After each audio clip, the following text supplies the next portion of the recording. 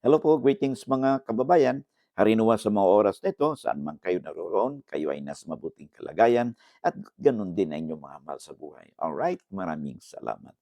Okay, ang ating pong tatalakay no sa ating episode nito ay may kinalaman po again no sa issue po ng mana at saka sa issue po ng tenant no at saka sa issue po ng kanilang karapatan no doon sa nasabing lupa. Okay, so marami na tayong video na pag-usapan dito pero alam po ninyo kasabihan nga natin sa legal wala pong pare-parehong kaso.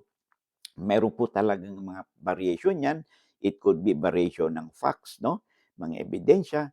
So wala pong tinatawag nating exact science, no? Pagdating na po dito sa larangan po ng batas po natin kasi marami pong dynamics po diyan, no? So ang kasagutan po diyan sometimes it could be no or yes.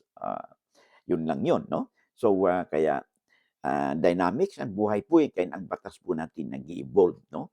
So, ito yung ating tatalakayin, no, sa usaping ito. But bago po tayo doon, I would like to make use of this opportunity na pasalamatan po ang lahat po ng mga subscribers po natin, mga likers po natin, mga nag-shares po sa atin ng ating mga videos, no? For all these years, no?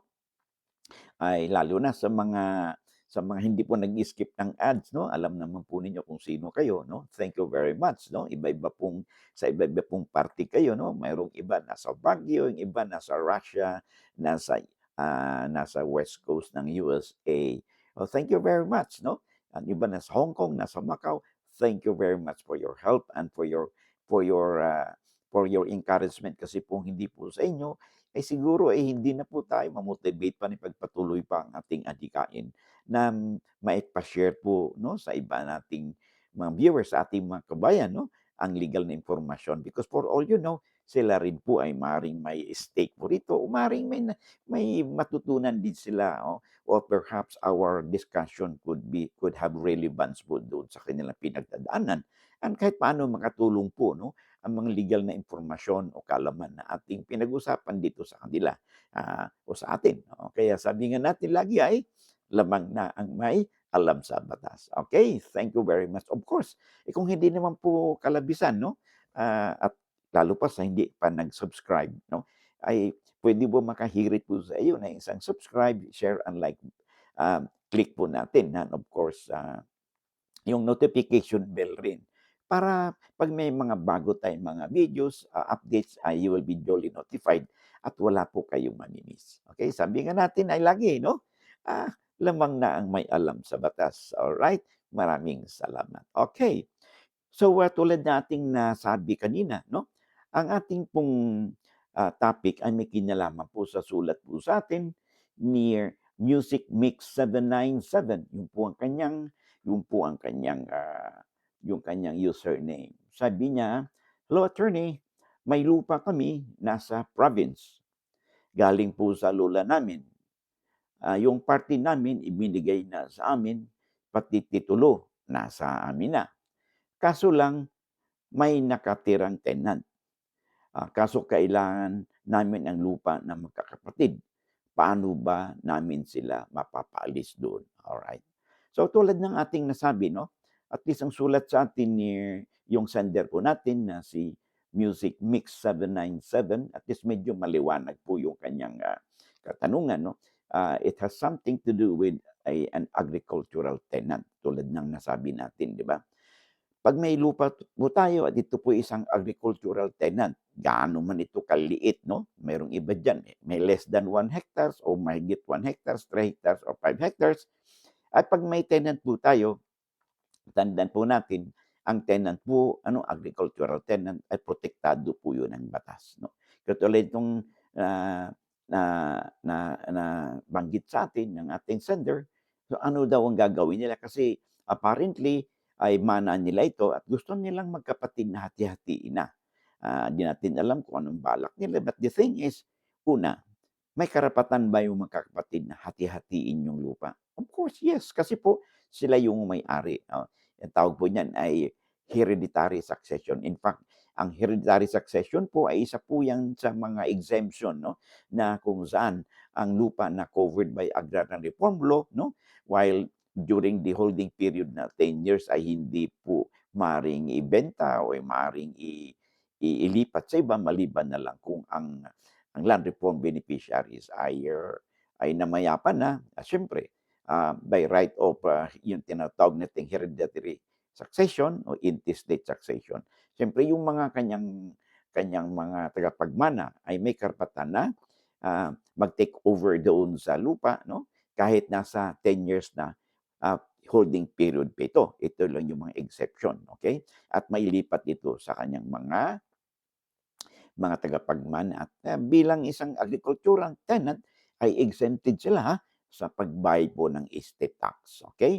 But, bukod pa dun 'no, ito wala namang sinasabi dito sa sulat sa atin ni sender natin na, yung kanilang lupa is, covered by CLOA or ng Emancipation Patent.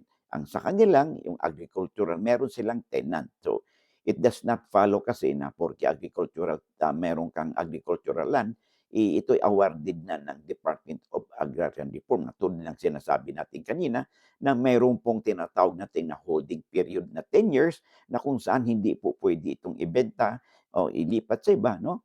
Kung ito ay galing po sa Department of Agrarian Reform na na-award sa agricultural tenant. In this case, wala naman pong sinasabi. Ang sabi lang ay meron silang namanang lupa and it appears na ang namanang lupa nila ay isang agricultural land at may tenant po dito. Okay? So it could be really an issue, 'no, 'pag may tenant po ang ating lupa, 'no, lalo pa kung agricultural tenant, lagi nating sinasabi sila po ay merong security of tenure. So ano bang ibig sabihin ng security of tenure? Ang ibig sabihin niyan ay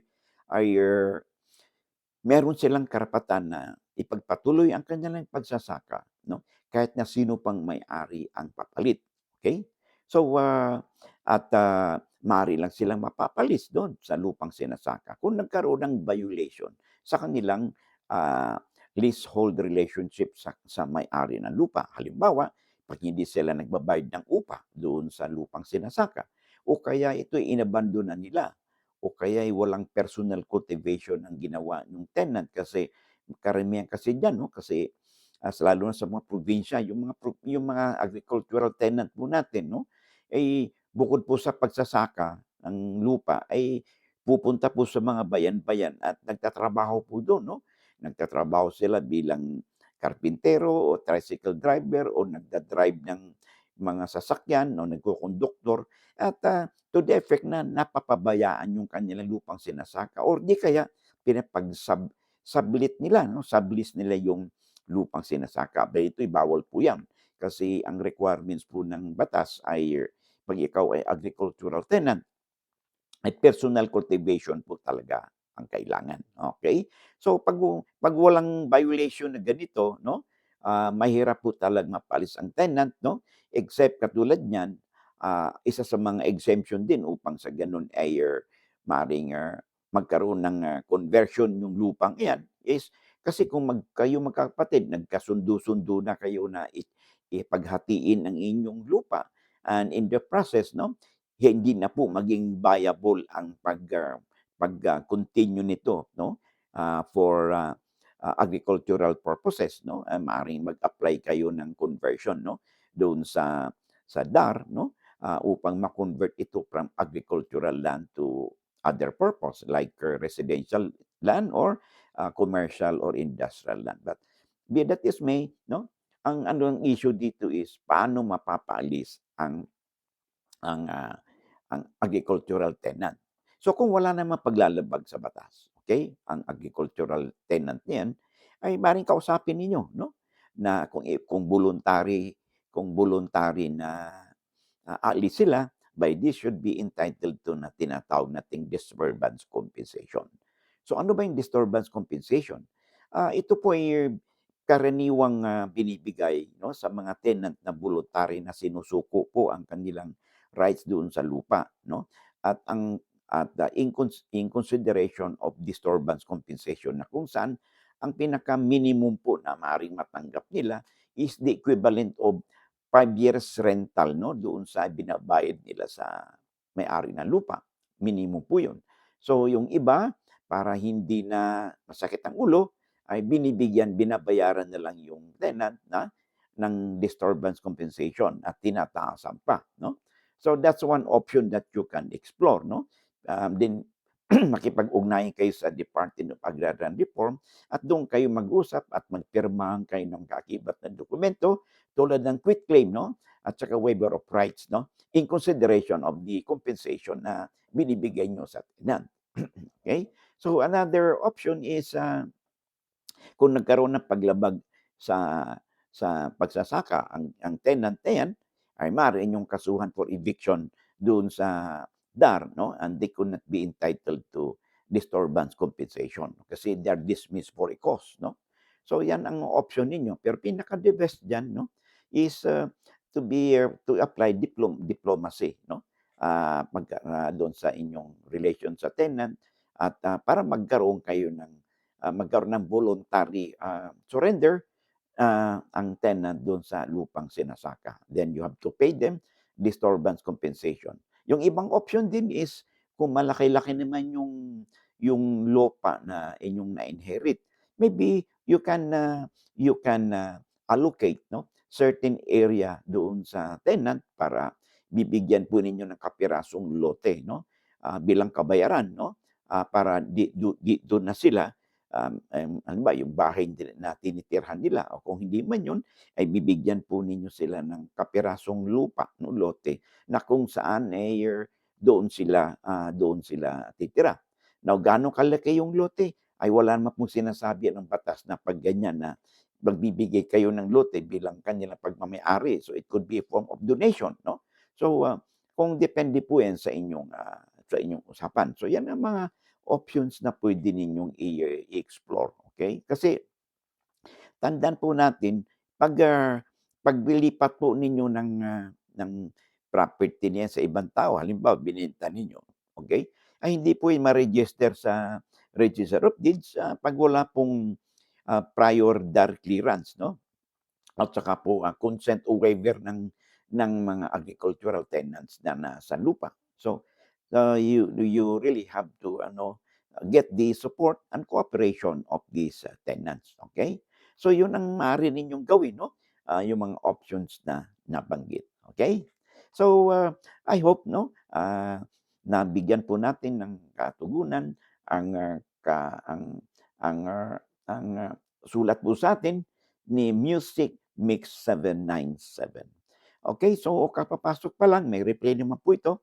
Kung hindi po kayo nakapag-subscribe pa, no, kasi ayon po sa datos ng YouTube ay more than 60% po ng ating viewers ay hindi po subscribers po ko. So kung isa po kayo roon at if you find our videos interesting and informative, siguro naman po ay hindi na po kalabisan, no? Paghirit po ko ng isang subscribe, share, and like po, and then i-click po ninyo ang notification bell upang sa ganon ay pag meron tayong mga updates, you'll be duly notified at wala po kayong mamimiss na mga episode. Okay? So hanggang dito lang muna tayo and I hope to see you again in the next video po natin. Maraming salamat and God bless.